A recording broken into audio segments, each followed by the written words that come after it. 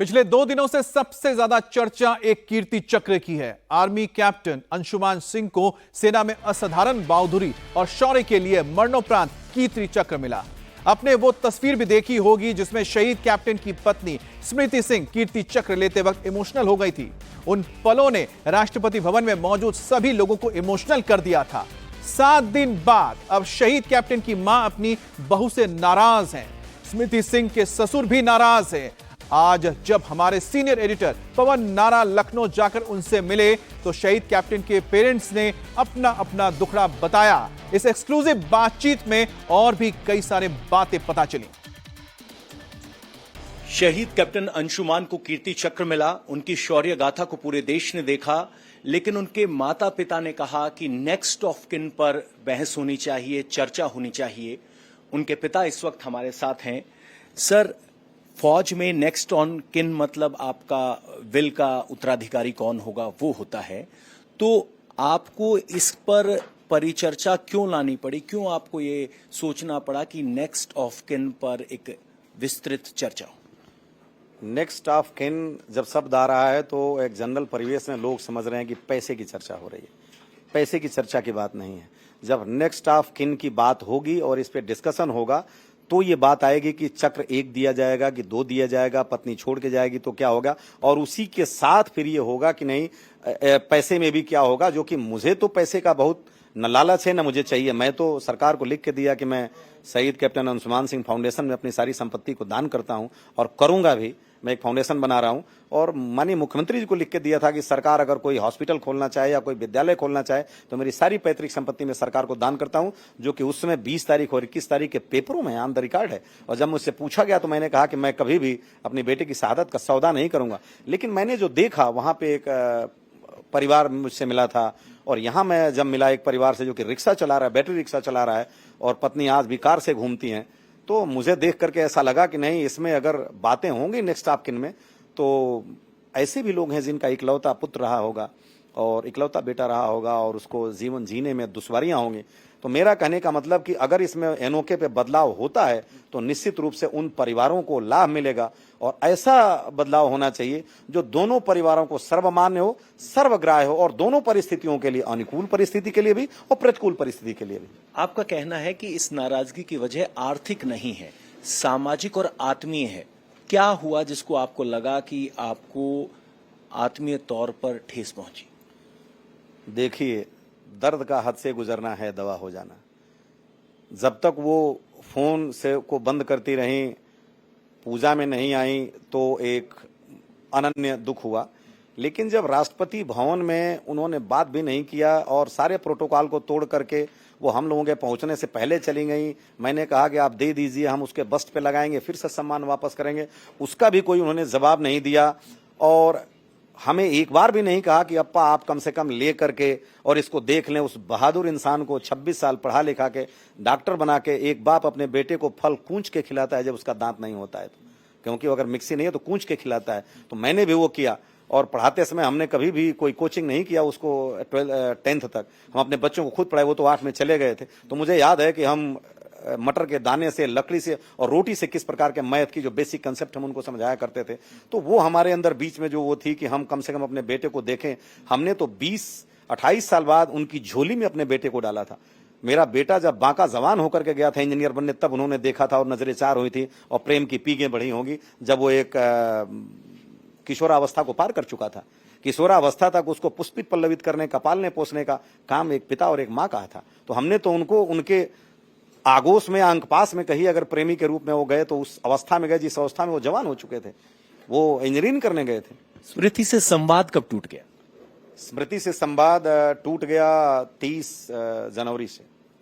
बस 6 फरवरी को संवाद हुआ था। जब वो आई थी तो मैंने कहा था कि सम्मान आप देने दीजिए, अपनी उनकी माँ को लेने दीजिए, क्योंकि आप सारा पैसा ले जाइए, मुझे पैसा बिल्कुल नहीं चाहिए, लेकिन ये सम्मान उनको लेने दीजिए क्योंकि हमारे पास यही बचेगा और यही बचा है। तो उनके पिता ने कहा कि हम बिल्कुल अपने अधिकार का परित्याग नहीं करेंगे और जो हमें अधिकार है वो मिलना चाहिए। तो हमने कहा कि आपके अधिकार तो हैं, लेकिन क्या माँ बाप के अधिकार नहीं? जिस माँ ने 9 महीने पेट में पाला और जिस पिता ने 27 साल पढ़ा लिखा करके अपने उस किस विषम परिस्थिति में डॉक्टर बनाया, 3-3 बच्चों का पिता होकर के।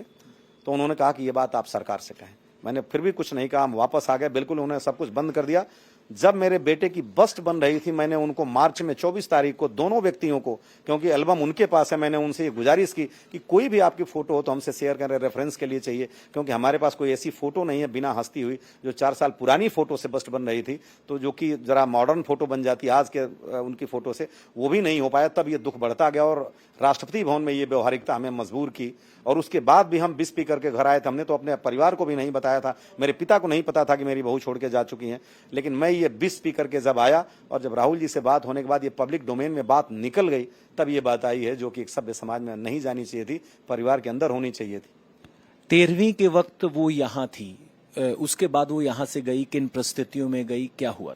बड़े हेल्दी परिस्थिति में गई। वो कह के गई कि मैं जा रही हूँ। उनके पिता ने कहा कि हम यहाँ पे कुछ पूजन का प्रबंध किए हैं, हमारे यहाँ लोग आ रहे हैं मिलने के लिए। हमने कहा बिल्कुल भेजिए। तो मैं 4 तारीख को गई रात को। यहाँ हमारी बेटी भी आई थी गाड़ी से लखनऊ, बैठी रही, उनके साथ चाय बना के दिया, फिर हेलो हाय के साथ हुआ। जब वो यहाँ से गई तो हमको ये भी पता नहीं था कि नोएडा जा रही हैं। उनके पिता से हमने पूछा था तो वो नहीं बता पाए कि नोएडा जाएंगी कि यहाँ रहेंगी। उसके बाद वो नोएडा गई तो 4 से 5 घंटे रुकी वहाँ। वो लड़का जो चाबी देने आया उनसे कहा कि और क्या सीन है, और जो नीचे मकान मालकिन थे उसने चाय देने का भी कोशिश किया। मेरी जानकारी में शायद वो चाय रूम नहीं खोली तो चाय भी नहीं पी पाई। और उन लोगों ने अपना वो मंगाया था वहाँ खाना, फिर खाना वाना खाया जो भी था, और उसके बाद सामान पैक किया सूटकेस में और ले करके गई। और मेरे बेटे का जो सामान था वो सारे जो सूटकेस खाली करना था तो सूटकेस से अलमीरा से ला करके एक झोले में पैक करके छोड़ा, जो हमें 14 या 13 अगस्त को पता चला कि ऐसा हुआ है। तो उसके बाद आपने संपर्क करने की कोशिश की, क्योंकि स्मृति आपके घर की बहू थी, माता जी भी बगल में बैठी हैं, कोई संवाद हुआ? हाँ। उनकी अंशुमान की बहन भी हैं, तो क्या परिवार से कोई संपर्क रहा? बिल्कुल हमने बात करने की कोशिश की। हमने, उनके पिताजी तो कभी फोन नहीं करते थे, हमने उनको मैसेज किया, कई बार फोन किया। जब उन्होंने फोन नहीं उठाया तब हमने कहा कि ये तो नहीं होना चाहिए। उनके दोस्तों से कहा कि देखो बेटा इस तरह का तो नहीं होना चाहिए था। वो फोन बंद कर दी। और फोन पे ही जब हम फोन करे थे उन्होंने बोला कि हमारा सिम खराब है और हम आपके फोन को उठा नहीं सकते, आप टेक्स्ट को ड्रॉप कर दीजिए। हमने कहा कि आप क्या कोई ऐसा सिम नहीं जिसमें हम लोग बात कर सकें? वो एक आप सोच सकते हैं प्रिंसिपल हैं गवर्नमेंट सीनियर सेकेंडरी स्कूल के, और एक प्राचार्य के पास कोई सिम नहीं होगा, जबकि हम दोनों के सारे के नंबर सबके पास हैं। संवाद खत्म हो गया। संवाद खत्म किया उन्होंने, और उन्होंने ये कहा कि जो भी है मैसेज ड्रॉप कर दीजिए। फिर मैं 1 महीने बाद फोन किया, तब भी उन्होंने फोन नहीं किया। मेरे पास फोन में रिकॉर्ड है चैटिंग का, वो जो कि निकल सकता है और है भी, मैं आपको दूंगा, आप शेयर करिएगा। तो उन्होंने कहा कि नहीं, अभी हम बात नहीं करेंगे और आप बिल्कुल बात मत करिए, क्योंकि हम अभी उस पुरानी लाइफ को भूल जाना चाहते हैं और वो भी भूल जाना चाहती है। और वो कहाँ रह रही हैं, क्यों रह रही हैं, कैसे रह रही हैं, आप इस बात पे न पूछें और आप उनको इंडिपेंडेंट डिसीजन लेने के लिए मौका दें। हमने कहा बिल्कुल उनके इंडिपेंडेंट डिसीजन का हम सम्मान करते हैं और उनको लेना चाहिए, लेकिन वो बिंग ए सोसाइटी हमारे परिवार के हिस्सा है और मेरे कंसर्न जेन्युइन है, रीजनेबल है, अकाउंटेबल हूं मैं उनके परिवार के लिए, उनके कैरियर के लिए, उनके फ्यूचर के लिए। और मेरा, जब मुझे कोई प्रश्न करता है कि ये क्या हुआ, तो मैं कोई जवाब नहीं दे पाता हूं। लिहाजा मैं क्या जवाब दूं? मैं तो वो अभागा पिता हूं जिसके पास न बेटा बचा, न बहू बची, न इज्जत बचा, क्योंकि कल को लोग पूछेंगे कि कैसे माँ बाप हैं कि अगले दिन छोड़ के चले गए। तो मैं ये शब्द उनको कहा। आपने स्मृति को घर बुलाया, कभी कहा कि आप हमारे पास आओ, मिलने आओ, बात करो? जब 1 तारीख को पूजन थी तो 26 जनवरी को कीर्ति चक्र के अनाउंसमेंट के बाद हमारी पत्नी ने कहा कि बेटा तुम 1 तारीख को जो पूजन है और वो शुभ मुहूर्त में 11:45 पे था, तो तुम आ जाओ प्लीज। उसमें पत्नी के हाथ से हवन कुंड में आहुति का डालना जरूरी है। मैंने उनके पिता को भी कहा कि आप 1 दिन के लिए दिन में आ जाइए और उस पूजा के रस्म को पूरा कराइए, उसके बाद वापस चले जाइएगा। स्मृति ने कहा भी था कि हाँ मम्मी हम आएंगे, और उन्होंने कहा कि हम देखते हैं, लेकिन वो 30 तारीख से या 31 तारीख से फोन को बंद कर लिए और हमारे पूजन में नहीं आए। जब पूजन में नहीं आए तब मैंने 1 तारीख उनको कहा कि मैं आ रहा हूँ गुरदासपुर, तब भी उन्होंने कोई जवाब नहीं दिया। मैं बोला मैं कल आ रहा हूँ, तब उनको लगा और वो कहे कि नहीं मैं आपसे नहीं मिल सकता, हमारे बड़े भाई की मदर इन लॉ का वो हुआ है, एक्सपायर हुई है, तो हम जा रहे हैं गया और हरिद्वार जाएंगे, आके मिलेंगे। हमने कहा आप उसके लिए तो गया और हरिद्वार जा सकते हैं उनके लिए, लेकिन मेरे बेटे की आत्मा की शांति के लिए उनकी बहू को अंत समय में एक आहुति डालने के लिए नहीं आने दिए। तो उन्होंने बोला कि फिर बंद कर दिया कि हम बिल्कुल आपको अटेंड नहीं कर पाएंगे। तब मैंने पंजाब सरकार के एक सेक्रेटरी हैं उनसे बात किया था, और उसके बाद जो उनके एजुकेशन सेक्रेटरी हैं उनसे बात किया, गुरदासपुर के एडीसी से बात किया। तब जाकर के उन्होंने जब बात की, तब ये उनका मैसेज था कि आपने हमारे डिपार्टमेंट को इन्वॉल्व किया, तो मैं अब वहीं बात करूंगा। मैंने कहा बिल्कुल, आप जिस भी सेक्रेटरी के सामने, डिपार्टमेंट के एडीसी के सामने या सुप्रिंटेंडेंट ऑफ पुलिस के सामने जहां भी बात करना चाहेंगे वहीं बैठ के आपसे बात करेंगे। उसके बाद जब हम पहुंचे तो वो आए, हमने बोला कि मैं पहुंच गया, वो आए भी, हम वहाँ एक अफसर मेस के गेस्ट रूम में रहे। उसके बाद हमारी बातचीत भी हुई। हमने कहा कि ऐसा क्यों हो रहा है, तो वही ढाल की बात कि नहीं, हमें तो मिलना चाहिए, थोड़ा स्पेस मिलना चाहिए स्टेबल होने के लिए। मैंने कहा एक स्कूल में ये पढ़ाती हैं और किसी भी विद्यालय में अध्ययन अध्यापन के कार्य में कोई टीचर ऐसे नहीं जुड़ता है, तो आप ये सिर्फ बनावटी बात कर रहे हैं कि इनको स्टेबल होने के लिए चाहिए। जब ये हमारे बेटे की शहादत में जो भी उस रस्मो रिवाज में खर्च हुआ, उन्होंने 1 रुपया ना किसी ने खर्च किया, लेकिन वो गोरखपुर की स्टेशन हेडक्वार्टर में पूछ करके उन्होंने पूछा कि 10,000 रुपये का जो मॉनेटरी असिस्टेंस मिलता है फ्यूनरल राइट्स के लिए, वो कहाँ गया। तब मेरा हृदय फटा, तब मेरा कलेजा फटा कि 10 लाख के खर्चे में 10 पैसा भी किसी का खर्च नहीं, लेकिन 10,000 रुपये की उनको चिंता सता रही है। वो वही बात हमसे पूछ सकती थी या हमारे को फोन कर सकती थी, कम से कम कुशल क्षेम पूछ सकती थी, लेकिन ये भी नहीं हुआ और उन्होंने बंद कर दिया। और जब ये राष्ट्रपति के पास बात गई है तब ये बात सरेबाजार आई, वरना ये आती नहीं। एक एड्रेस भी चेंज कर लिया गया जिसको लेकर आपकी बहुत आपत्ति है, ये क्या है? जी है, 5 फरवरी 2024 को जो पार्ट 2 ऑर्डर में डेट है उसमें उनका एड्रेस चेंज है, तो उसमें ऑफिसर का परमानेंट एड्रेस चेंज है। मैंने ये कहा कि कैसे चेंज हो गया, तो उन्होंने कहा कि अब एनओके का ही एड्रेस ऑफिसर का होता है, एनओके चाहे तो उसको चेंज करा सकती है। तो मैंने कहा नहीं, एनओके जब उसमें माता भी परिवार का हिस्सा है, जो आपके पास डॉक्यूमेंट मैंने शेयर किया उसमें लिखा हुआ है कि माँ भी उनकी फैमिली का हिस्सा है, तो फैमिली के विदाउट कंसेंट उनके एड्रेस को कैसे चेंज कर लिया गया। और हमारी लीगेसी जुड़ी है देवरिया से, हमारे जिला सैनिक बोर्ड के साथ उसके सम्मान जुड़े हैं, तो आप वहां करा लिए। और वो बताइए, फरवरी से मुझे पता अब चल रहा है, जुलाई में जब मैं वहां गया मैंने कहा हमें बता तो देते कम से कम, क्या मैं ये भी अधिकार नहीं रखता? मैं बोला मैं इस परिवार का मुखिया हूं और मेरा नैतिक और मौलिक अधिकार है कि मैं जानूं, क्योंकि जब तक वो सामाजिक रूप से मेरी बहू है तब तक मुझे जानने का अधिकार है कि क्या हो रहा है। मैं आज तक अगर ये पूछता कि आपको पैसा कितना मिला, आपने पैसे का क्या किया, तब मैं कोई अपराधी था कि, या मेरा कोई परिवार पूछता। लेकिन मैं तो सिर्फ ये पूछता था कि ठीक है आप आइए, पूजन में आइए, ये करिए वैसे करिए। और मैं तो उनसे शादी के लिए भी कहा था कि मेरे घर में रहेंगी तो बेटे से शादी कर दूंगा, अगर मेरे घर में नहीं रहना चाहती हैं तो दूर बेटी की तरह से शादी करूंगा धूमधाम से, और अगर मेरे घर में बिना शादी के रहना चाहती हैं तो मेरे बेटे से जो औलाद पैदा होगी वो उनको गोद में देंगे। और उसी क्रम में वो सारा हमारा घर का गहना जो है वो भी उनके ही लाकर में बंद है और पूरी कंसेंट के साथ बंद है। वो इसीलिए कि मैंने उनको अपने घर की बड़ी बहू का दर्जा प्रदत्त किया था। तो आपने उनको तीनों विकल्प दिए थे, अगर आप शादी उनके ना पिता करना को 20 चाहें, जुलाई को, हाँ, करना चाहें या बाहर करना उनके चाहें। पिताजी ने जो ये कहा था कि अभी तो 26 साल को, मैंने कहा बिल्कुल मैं चाहूंगा कि वो अखंड वैधव्य को झेलें, और मैं बिल्कुल इस किसी सभ्य समाज में भी ये शोभा नहीं देगा कि अभी 26 साल की उम्र में कोई इतनी बड़ी जिंदगी अपनी काटे। तो हम मिल करके ये जो भी आप निर्णय करेंगे करेंगे। हाँ, तीनों विकल्प में से कोई जवाब नहीं है? कोई जवाब नहीं। मैं वो अभागा पिता हूं जो आज तक ये नहीं जान पाया कि मनसा वाचा कर्मणा से मैंने खता कौन सी की थी कि जो इतनी असामाजिक बातें हो रही हैं, जितनी अमर्यादित बातें हो रही हैं, जो आप अभी भी कह रहे हैं कि उनका विपक्ष सुनना चाहिए, बिल्कुल सुनना चाहिए। लेकिन मैं बड़ा अपने आप को सौभाग्यशाली समझूंगा कि मैं ये जान पाऊं कि मेरे अपराध कौन से। आपकी उम्मीद क्या थी? स्मृति से क्या मिनिमम आपने उम्मीद किया था? मैंने स्मृति से ये उम्मीद किया था कि हमारी बहू हैं और मैं उनकी धूमधाम से शादी करूंगा। जो भी उनको पेंशन मिलती है वो उनको पेंशन मिलती रहे, जो पैसा है वो अपने लाइफ को सेट करें जहां भी हैं। हमें भगवान ने बहुत कुछ दिया है जीने के लिए, हमने तो ऐसे भी कहा कि हम सरकार को अपनी दे देंगे, लेकिन मैं टच में रहूं और मैं स्मृति में अपने बेटे की छवि देखूं और हमारे से संबंध में रहें। कभी कभार मैं जाऊं तो उनको अपनी बेटी की तरह से या बहू की तरह से बात भी कर पाऊं, वो हमारे यहाँ आती जाती रहें और उनकी जिंदगी उनको मुबारक हो। उनका निर्णय मैं पूरा तहे दिल से स्वागत करता। इतनी ही मेरी आकांक्षा थी। आपका ये था कि अगर आप बेटे की बहू हैं तो एक संपर्क और संवाद रहे परिवार की तरह, यही उम्मीद है, इससे ज्यादा नहीं? बिल्कुल नहीं है, और ये बातें सरेबज नहीं जाती। हमने यही कहा था, हमें कुछ नहीं चाहिए उनका। आज भी वो कहें, मैं अभी कहीं स्टाम्प पेपर पर लिख के देने के लिए तैयार हूं, अंशुमन की सारी संपत्ति उनको देता हूं।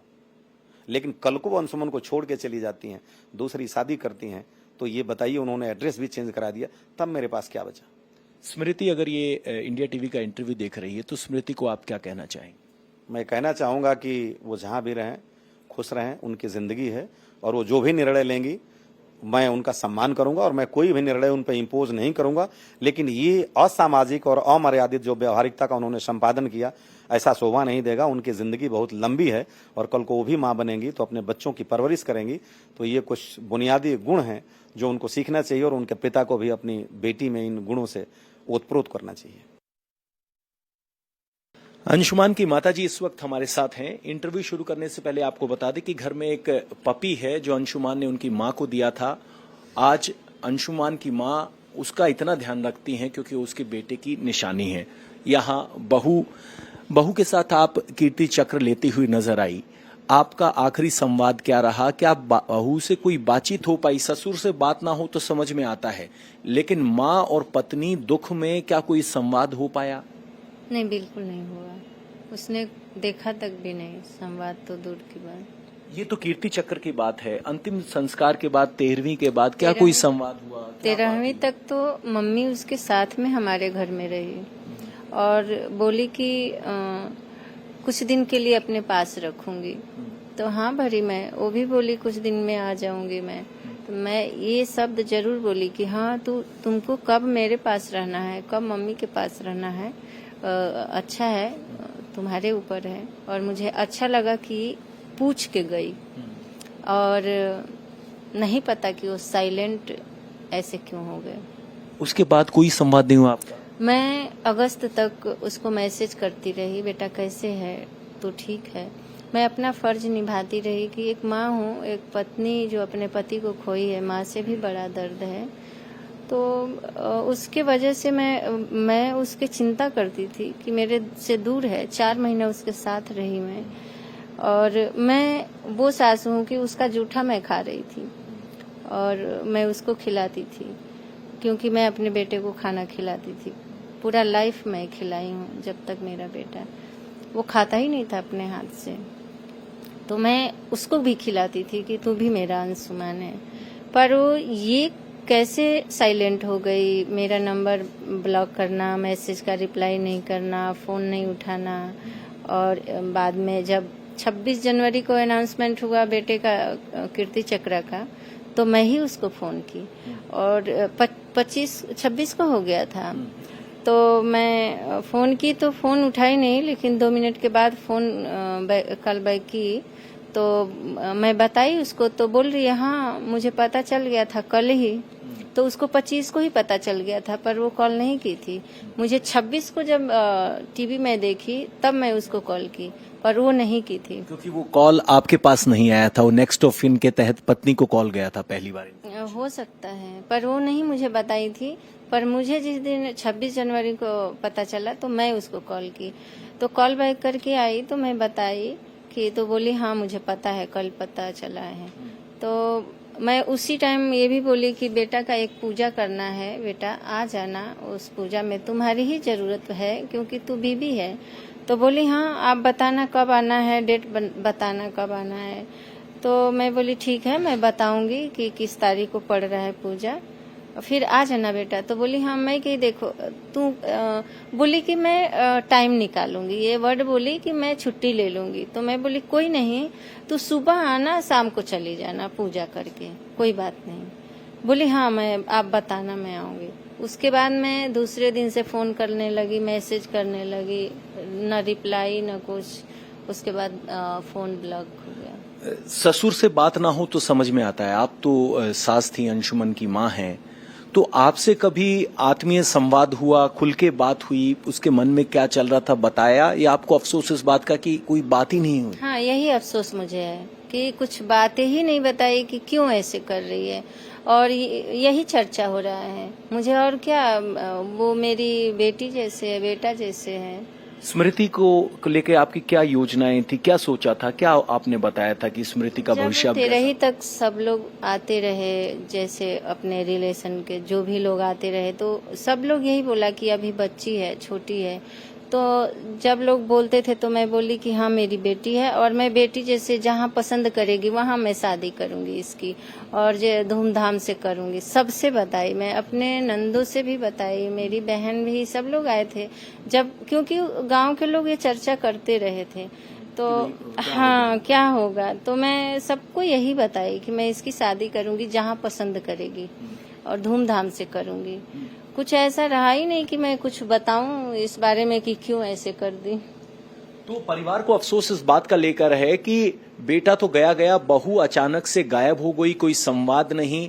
इनकी शिकायत ये है कि कम से कम ये तो पता चले कि दिक्कत क्या है, क्योंकि परिवार कह रहा है कि हम उनकी शादी के लेकर, उनके भविष्य को लेकर उनको पूरी तरह से आजादी देना चाहते थे। लेकिन अब दुख इस बात का है कि जो कीर्ति चक्र मिला वो ना परिवार के पास है, परमानेंट एड्रेस परिवार का नहीं होकर गुरदासपुर का हो गया है, और अब इन्हें लग रहा है ना बेटा जो है उसकी यादें तो गई, बहू भी ऐसी स्थिति में है कि इन्हें लग रहा है कि इनके साथ एक इमोशनल सैबोटाज हुआ है।